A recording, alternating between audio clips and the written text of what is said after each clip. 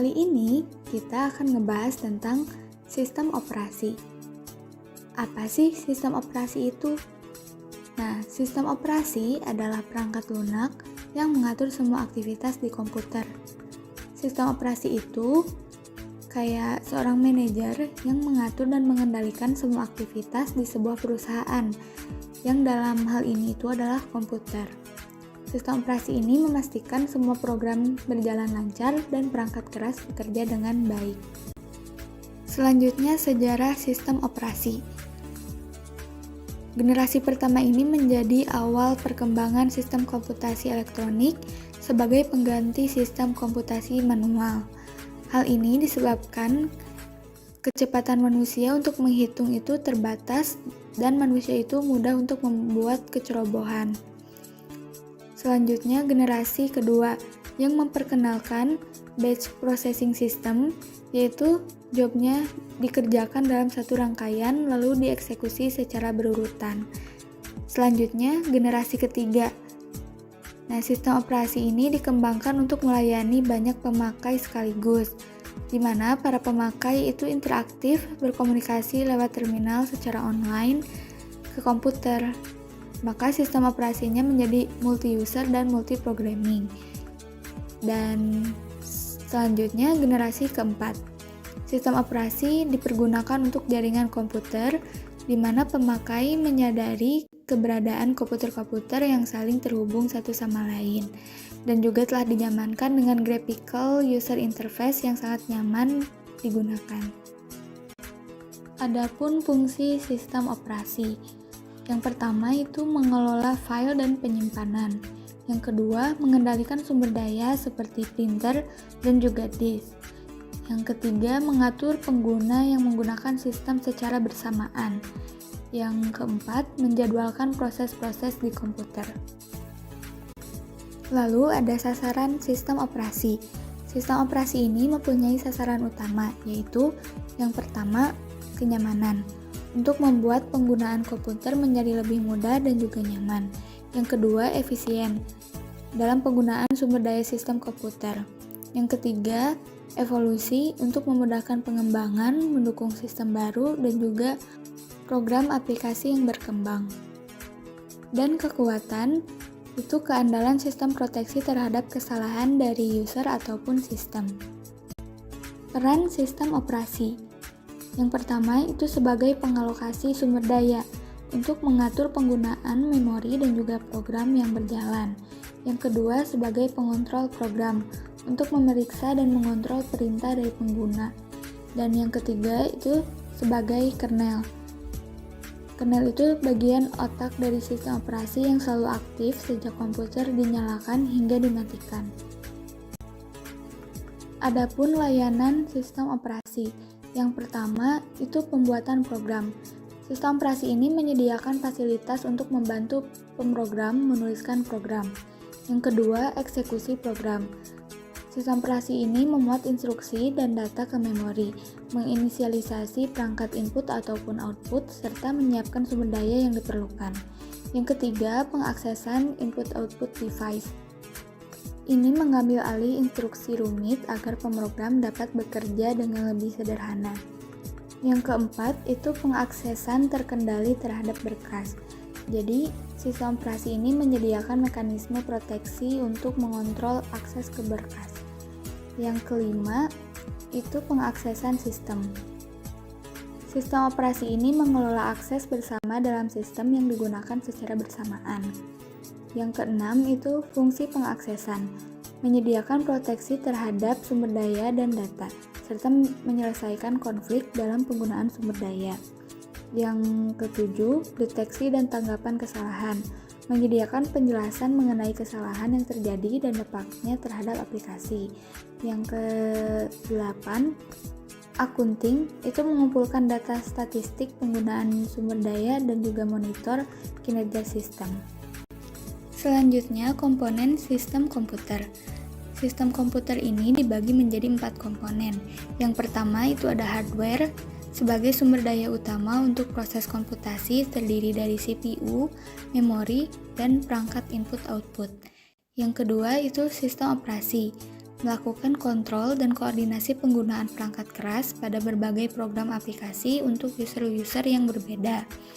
Yang ketiga itu program aplikasi, yang menentukan cara sumber daya sistem digunakan untuk menyelesaikan permasalahan komputasi dari user. Contohnya, word processor, compiler, sistem basis data, games, dan lain-lain. Yang keempat itu ada user, sebagai pengguna sistem. Kemudian, sistem operasi komputer. Sistem komputer modern terdiri dari satu atau lebih CPU dan beberapa device controller yang terhubung melalui bus umum untuk mengakses memori bersama. CPU dan device controller ini dapat berjalan bersamaan, tetapi memerlukan mekanisme sinkronisasi untuk mengatur akses ke memori. Interupsi itu adalah elemen penting dalam arsitektur komputer. Interupsi ini terjadi ketika perangkat keras atau perangkat lunak meminta perhatian dari prosesor. Apabila terjadi interupsi, maka CPU ini akan menghentikan proses yang sedang dikerjakannya, kemudian beralih mengerjakan servis rutin untuk melayani interupsi tersebut. Setelah selesai, CPU ini akan kembali melanjutkan proses yang tertunda. Lalu ada struktur input-output. CPU dan input-output device controller ini terhubung oleh bus. Nah, untuk setiap jenis device ini terdapat device controller. Setiap device controller ini punya local buffer, storage, dan juga register. Device controller ini bertugas memindahkan data dari device ke local buffer. Selanjutnya itu ada interupsi input-output. Untuk memulai operasi input-output, CPU ini memuat register yang sesuai ke dalam device controller. Selanjutnya, device controller ini memeriksa isi register untuk menentukan operasi yang harus dilakukan. Ada dua kemungkinan saat operasi input-output ini dijalankan. Yang pertama itu sinkronus input-output, di mana kontrol ini dikembalikan ke proses pengguna setelah operasi input-output selesai. Yang kedua, itu ada asinkronus input-output, di mana kontrol ini dikembalikan ke proses pengguna tanpa menunggu operasi input-output selesai. Lalu ada direct memory access. Direct memory access ini merupakan metode di mana device controller berhubungan langsung dengan memori tanpa melibatkan CPU. Nah, setelah menyiapkan buffer dan counters, device controller ini mentransfer data langsung ke memori yang mengurangi beban CPU. Nah, direct memory access ini efisien untuk perangkat input-output berkecepatan tinggi dengan hanya satu interupsi per blok data, berbeda dari perangkat lambat yang memerlukan interupsi untuk setiap byte-nya. Selanjutnya ada penyimpanan. Yang pertama itu memori utama atau biasanya RAM. Ini merupakan tempat penyimpanan sementara untuk program dan data yang sedang aktif digunakan. Memiliki kecepatan akses yang tinggi namun kapasitasnya terbatas. Biasanya menggunakan teknologi DRAM dan memori ini bersifat volatile. Lalu ada juga penyimpanan sekunder. Penyimpanan sekunder ini digunakan untuk menyimpan data dalam jumlah besar secara permanen, seperti hard disk, SSD, dan flash drive. Nah, penyimpanan sekunder ini memiliki kapasitas yang jauh lebih besar dibandingkan dengan RAM, namun kecepatan aksesnya lebih lambat. Memori ini bersifat non-volatile. Dan untuk selanjutnya itu proteksi perangkat keras.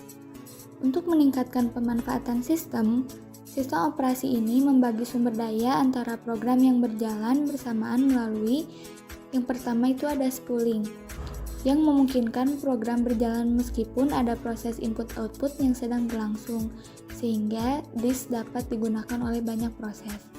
Yang kedua itu ada multiprogramming, di mana beberapa program dapat dijalankan di memori secara bersamaan. Ada juga jenis-jenis proteksi perangkat keras. Yang pertama itu dual mode operation. Ini untuk melindungi sistem operasi, program, dan data dari kesalahan. Ada dua mode eksekusi. Yang pertama, mode monitor, di mana eksekusi ini dikendalikan oleh sistem operasi. Yang kedua itu ada mode pengguna, di mana eksekusi ini dikendalikan oleh pengguna.